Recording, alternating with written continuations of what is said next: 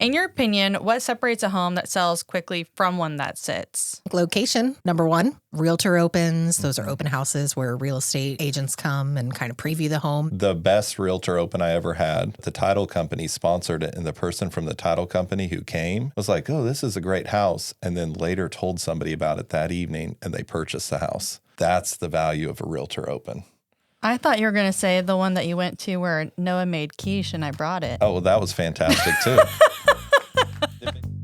Welcome to Lawrence Real and Local, Keeping It Real podcast presented to you by the Lawrence Board of REALTORs. We're your go-to source for all things real estate in Lawrence, Kansas. I'm Lexie Haskin with Bank Midwest. And I'm Patrick Dipman with McGrew Real Estate. Together, we are here to make the journey to home ownership a breeze. Join us as we share insider insights, expert advice, and a dose of fun along the way. Welcome to Lawrence Real and Local, Keeping It Real podcast by the Lawrence Board of REALTORs. My name is Lexie Haskin with Bank Midwest. I'm Patrick Dipman with McGrew Real Estate. And we are joined here today with Erin Maigaard with McGrew Real Estate. And she's also the board president of the Lawrence Board of REALTORs for 2026. Happy to be here. Thank you for inviting me. Woo! I like it. Woo! There we go. Yeah. The crowd goes wild. I thought it was done at that point. So I was like, okay, guys, I swear I'll get the hang of this. I'll get the hang of the soundboard. We're going to start using it more often. 3 years in. About time. I know we're mixing it up. The third season, we're just going to take it to the next level. There's guys. a lot of other buttons on here that we need to figure out. Yeah, I think they should actually put what they are on here versus... Okay, Just colors. we'll just get into it. Erin, give us some of your background. How did you get into real estate? I got my license in January of 2019 and joined the Lawrence Board of Realtors. I was in the hospitality industry before that, and so this was kind of a natural progression. I'm still working with people, and I'm still in sales, and I like those things. And loving it. Yeah. Also, because Erin was in hospitality, she knows all the good places to eat as well, so she is my eating buddy. There you go. I just recently found my leadership Lawrence. Everybody puts a little message to you. And someone said they appreciated my dedication to lunch. Nice. You are dedicated to it. I mean, it's a good thing. You helped me get my taste buds ready for the day. Yeah, I eat it most days. Oh my gosh. Well, what's the biggest misconception that sellers have about pricing their home right now? I think maybe sellers still think we're in a market from a few years ago where things were flying off the shelves and they could price it a little bit higher and not have to do as much to get that purchase price that they're looking for. Whereas now in this current market, I think you need to have the conversation with them that maybe it's not quite where they think it is. Of course, we list it what they want. We work for them, but we can only guide them as to what, we look at as our job and the different research we've done with comparables and looking at the market. And so from that kind of a perspective too, sellers are probably still expecting to receive over asking multiple offers and not really having to bend on if somebody wanted seller concessions or things like that. Are you still seeing those trends as well? I think you're seeing some definitely with sellers, but if you're having the conversation with your seller, and a lot of times you're starting the process weeks, maybe months before you go on the market, ideally you've kind of coached them and this could go this way, this could go this way. Here are the ways we'll react or hope to react. And then here's our strategy from there. Yeah. When you wind up going to visit a property to list, let's say you first walk into that home, what are some things you're looking at? Well, before I walk in, of course, I'm doing my walk up. So I'm checking the fascia, the siding. I'm looking at the roof. Are the gutters clean? Are there branches all, there's a lot of things that I'm curb taking. appeal. Right. Yes. Yeah. I think that's a great start. Spray painting on the garage. Maybe let's take care of that a little bit. Yeah. Or anything. But inside, I think, the first step in is does this immediately feel comfortable? I think my personal house that I bought in 2020, we walked in and said, this is probably the one we're going to write an offer on. So that is really important, I think. Things are cleared out as much as they can be, or at least that they're open to that discussion. You know, do they need a storage unit? Probably. Or sometimes. I think I'm going to look at the grout in the bathroom floor. Is it clean? That to me, when I walk into properties, when I'm with a buyer or I'm previewing a property, sometimes that's the first thing I see. You could have just wiped that up. Fresh paint, neutral, unless it's kind of a style that's popular right now. It's kind of why I'm a fan of like stick and peel wallpaper. Yeah. Because it can have really neat designs, but it can also go away. Yeah. So like if you walk in, somebody has like this bright orange wall, you're like, let's take care of this. I think it depends if it fits their aesthetic of, you know, maybe if they've got a bunch of furniture that kind of goes with that or shelving or something that, okay, that kind of does tie this together and someone could still see them living there. But if it's just so outrageous, then maybe tone it down a little.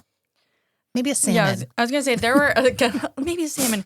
I remember there were a couple months ago even where I walked through this house and man, I loved it. It was so cool, but you walked in and you're like, okay, this is definitely for some sort of like a special person. It's unique. Yeah, it's unique. And I mean, it had all these like navy blues everywhere, like different colors, and like it had a kind of a strange layout. And then I was talking to the listing agent at the time and I just said, why is this not sold? Like, this is amazing. And she said, that's so funny you said that because a lot of times couples come in here, one person really loves it, the other one hates it. So I think too, like when you're setting expectations for with people, like just saying it, talking about how this might be your cup of tea, but might not be everybody else's. Like people need to imagine their stuff. Otherwise it can sit. I mean, man, that was such a cool house. I would have loved to live there. Noah said he didn't like it though, too. Fun part of real estate and I know. lending is seeing properties. Yeah, absolutely. So let's say you go in the house, you see these things that you would make as far as recommendations go. How do you help them take that next step to make the changes or even be open to those changes? Or do you help them connect with like let's say the carpet needs to go, figuring out who can swap out that carpet or whatnot? Like, do you wind up making a list and helping them connect?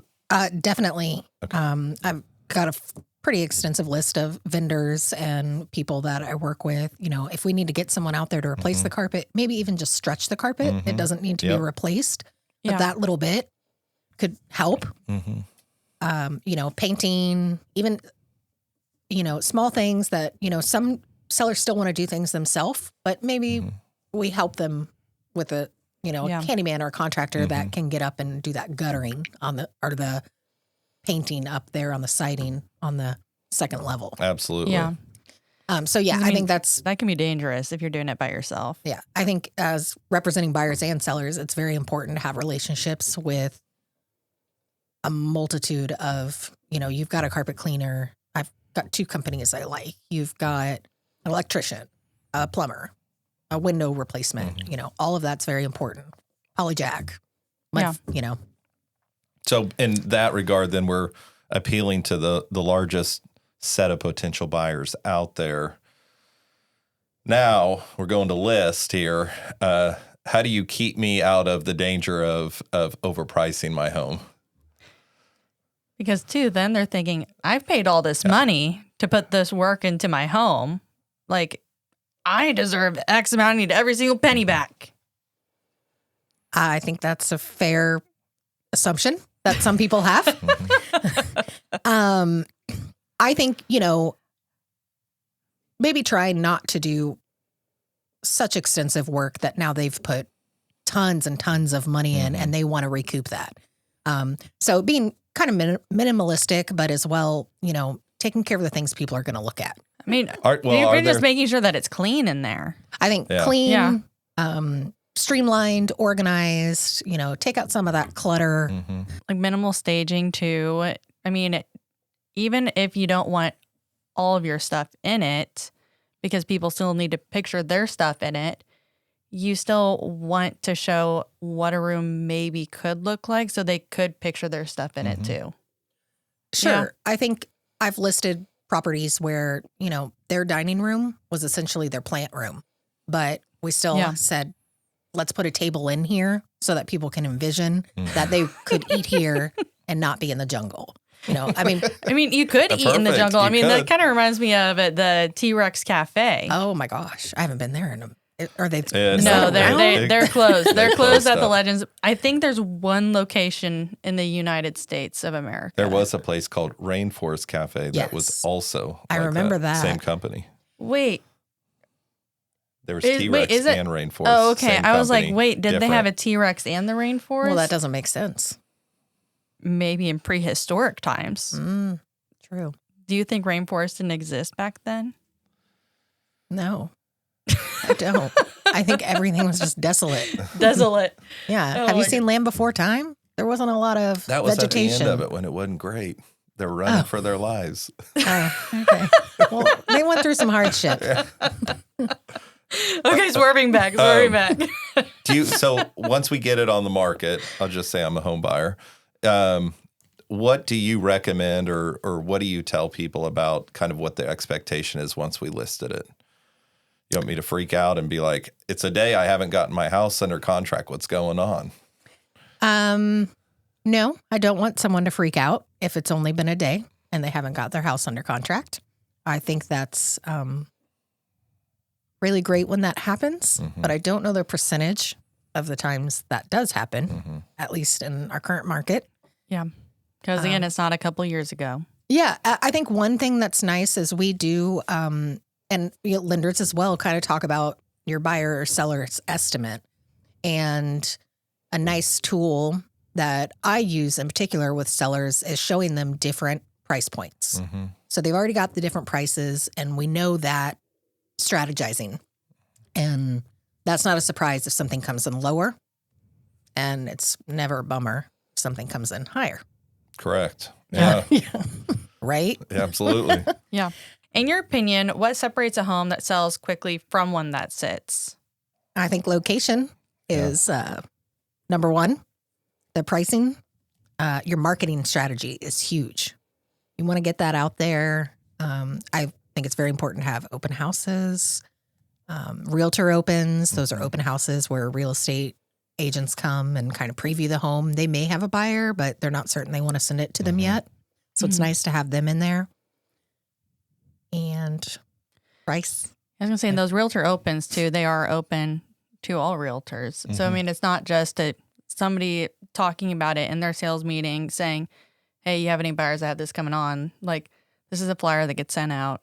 Multiple realtors know about it. They can come preview it. So I will tell you, the best realtor open I ever had, there was lunch, but the title company sponsored it. And the person from the title company who came was like, oh, this is a great house. And then later told somebody about it that evening and they purchased the house. And I was like, that's the value of a realtor open. I thought you were going to say the one that you went to where Noah made quiche and I brought it. Oh, well, that was fantastic too. The big incentive for a lot of these to get agents out is food, though. Yeah, no, it really is the food. And then it allows somebody to take a look at it, walk through without having to schedule it and inconvenience a buyer, and just really truly preview it and then say, hey, well, I might actually have somebody for this that I didn't think of. Yeah. And the open houses too. A lot of people come to them, and then afterwards you realize agents are reaching out to you and saying, oh, that was my client that went through. They weren't even looking. They just saw the open house. Well, it turns out we're going to view it, and sounds like we're going to write an offer. Yeah. Photography. Let's talk a little bit about that. Let's do. What's kind of your strategy for photography to help showcase a home? for every listing I've had and everyone I intend to have, I use a professional photographer. It doesn't matter the price point to me. I think every listing deserves a professional photographer that knows the use of light. Maybe if they're going to make it look like there's a sunset, make sure it's facing west. Maybe don't add a fire to the fireplace if the seller's disclosure says it doesn't work. I think. Are you talking about like AI staging too? No, I mean, a lot of photographers can kind of add that in, or, turn a lamp on, maybe it doesn't fix. Yeah, make something. Yeah. Yeah. And shows how much I know about photography. I prefer a natural staging, going in and actually putting chairs. And even if you're not going to take a bed, maybe you're taking a couple of 6-foot tables or 9 packing boxes, making it look like a bed. As opposed to having nothing there.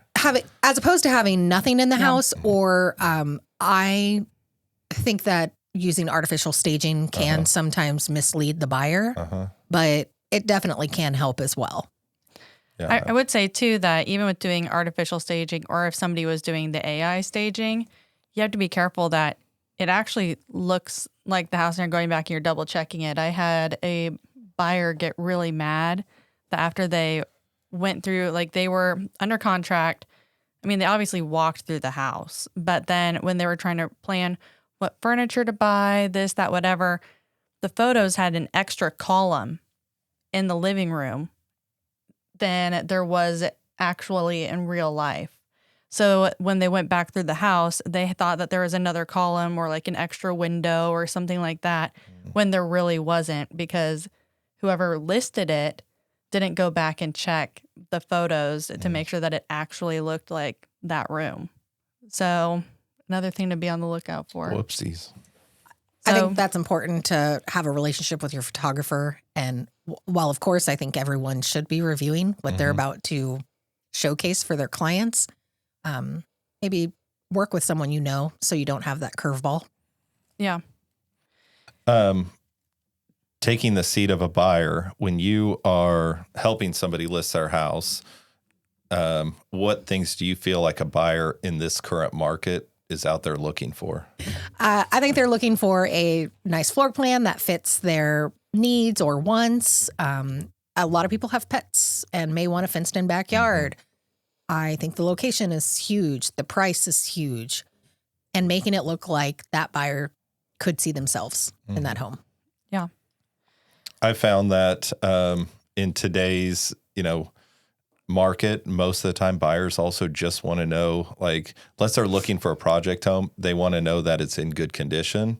And so being able to prep that and have it ready to go is huge. I have in the past had sellers have pre-inspections. And so anything that needed to be addressed before they went on the market, maybe major things or even just some minor things they took care of.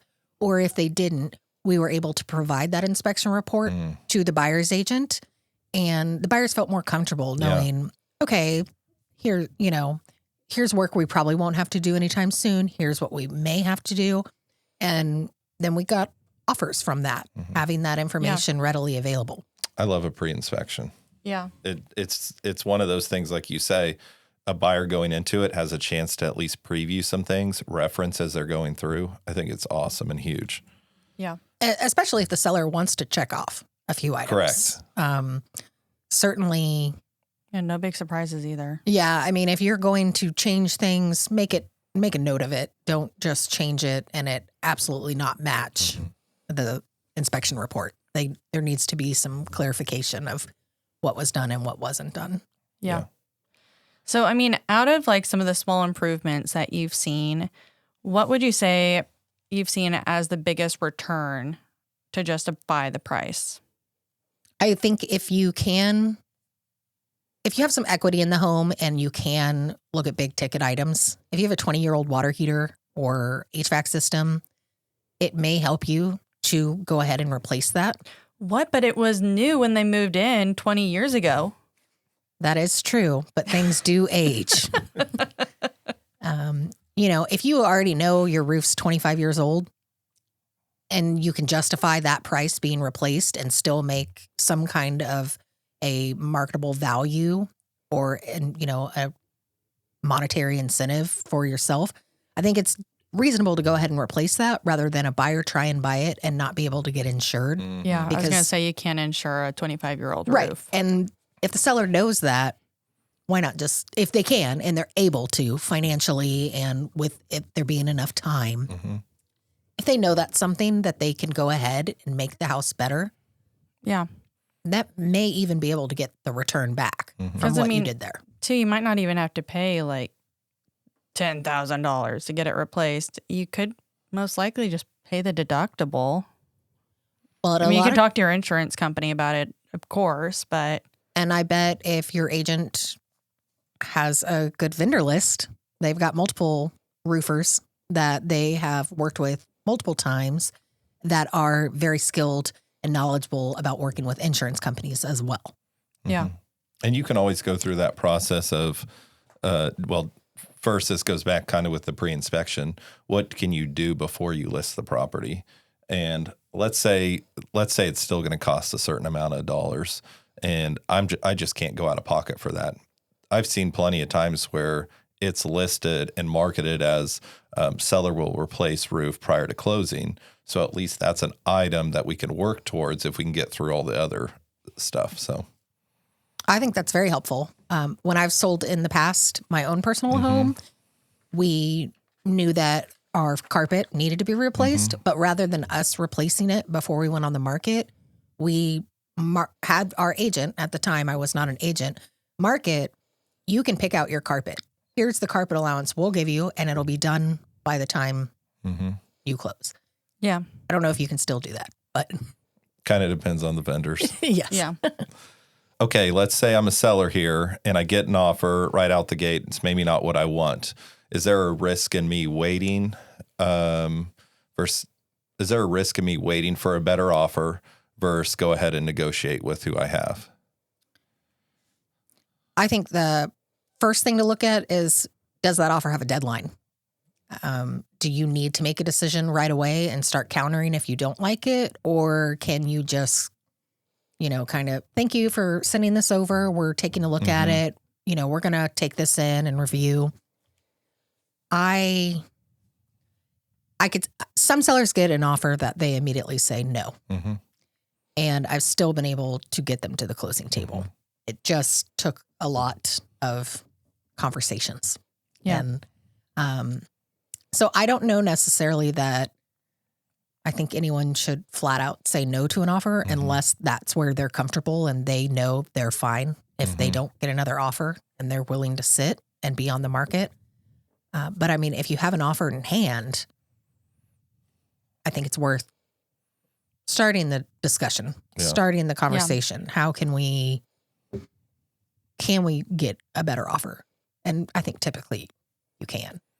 If you're just patient and work with the other agent and have a good relationship with them. Yeah, I look at it as, or you've heard it before, like a bird in hand is better than two in a bush.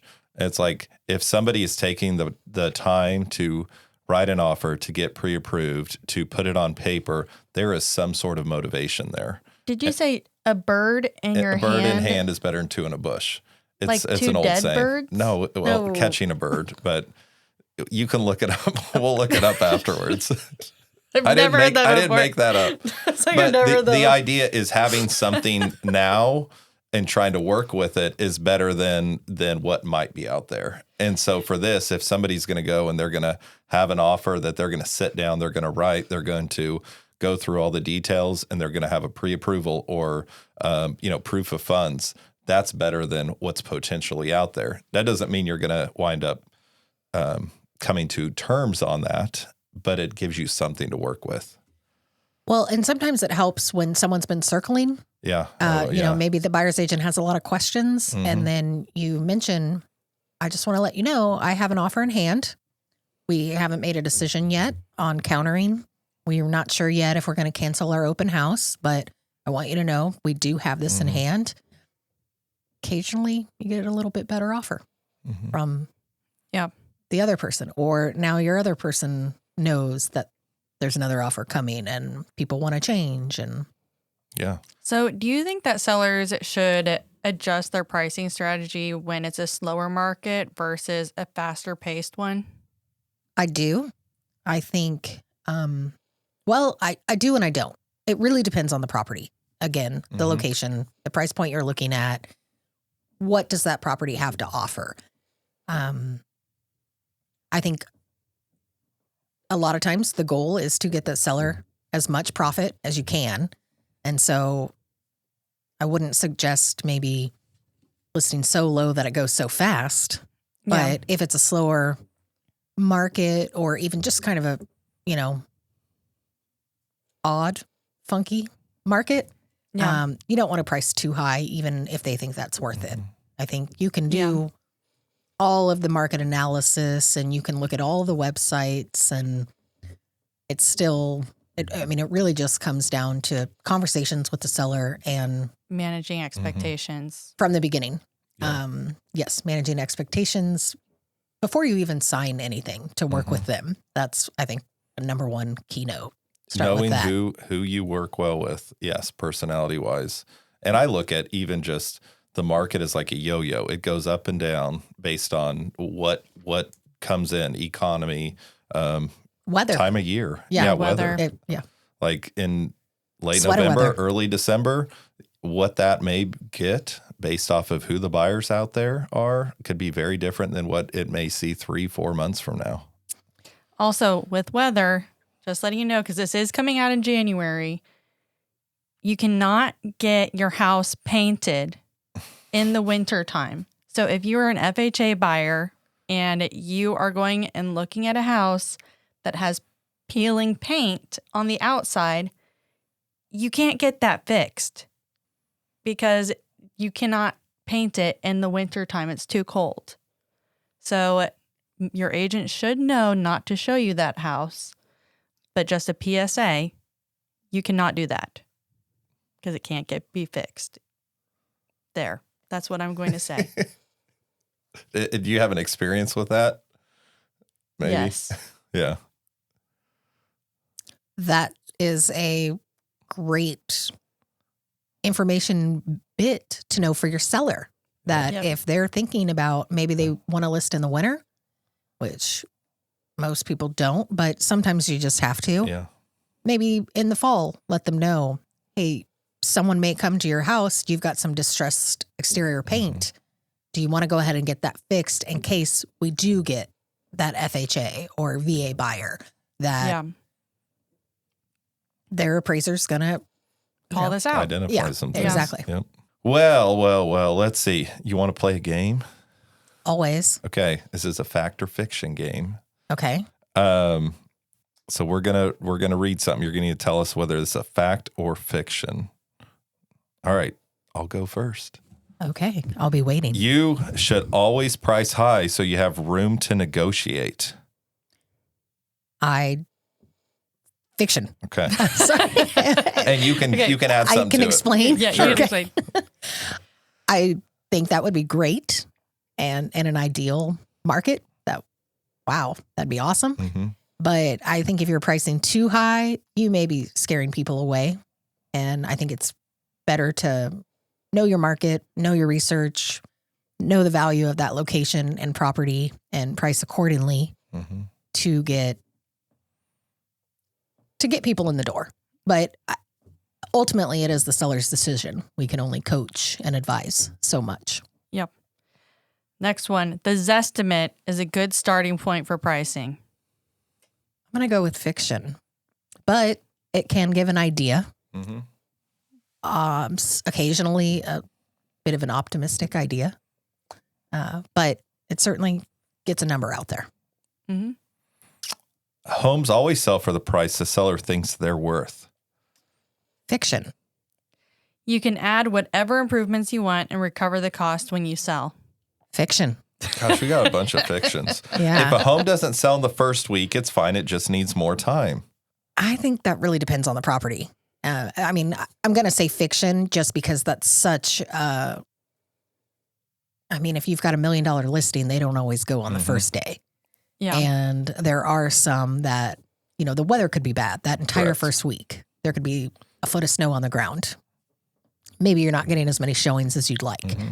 So I'm going to say fiction, but I don't know what you're fishing for. We're not fishing for anything. We're just playing We're a just game. asking. You're playing a game. We're just asking you questions. All right, I'm just not sure you're in game here. Well, this is the end of the game. Ooh. Price reductions hurt a home's ability to sell.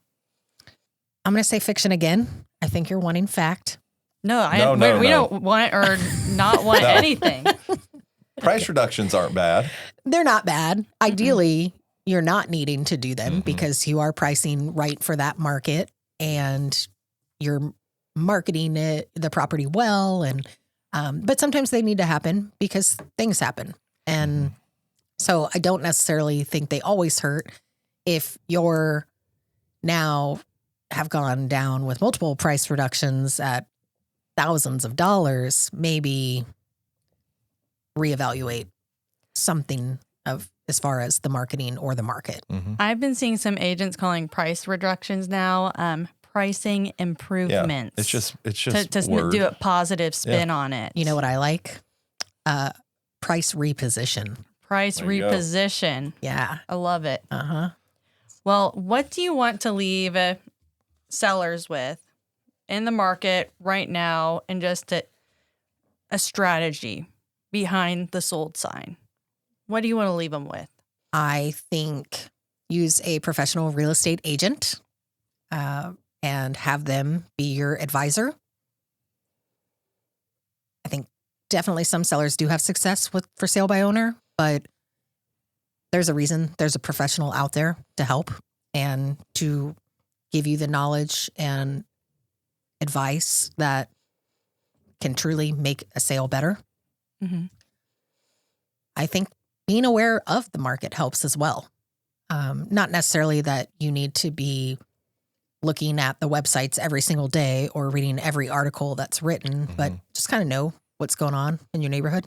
Yeah. I think I host a lot of open houses and I see a lot of sellers come through them that want to see what houses look like. And maybe they're not looking to buy or rebuy or sell for a year or so, but that's helping them learn the market. And I think that can be just as beneficial to a seller as it can be to the buyers that go to open houses. Yeah. Sweet.